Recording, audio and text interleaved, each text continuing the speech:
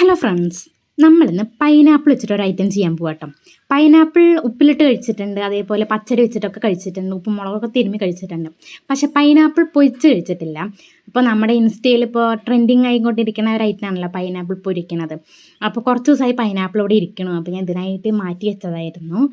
അപ്പോൾ ഒന്ന് പഴുപ്പ് ഒന്നധികമായിട്ടുണ്ട് തോന്നുന്നു, നല്ല മധുരം ഉണ്ടായിരുന്നു കേട്ടോ.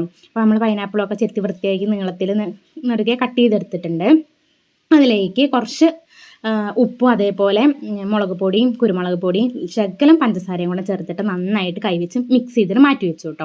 പിന്നെ ഒരു പാൻ അടുപ്പത്തോട്ട് വെച്ച് അതിലേക്ക് ശകലം വെളിച്ചെണ്ണ ഒഴിച്ചു അത് മുക്കി പൊരിക്കുന്നു വേണ്ടിട്ട് ഇങ്ങനെ ഫ്രൈ ചെയ്തെടുത്താൽ മതി. എന്നിട്ട് എല്ലാം നമ്മൾ പൈനാപ്പിൾ മുറിച്ച് വെച്ച കഷ്ണങ്ങളെല്ലാം നിരത്തി വെച്ച് കൊടുത്തു കേട്ടോ.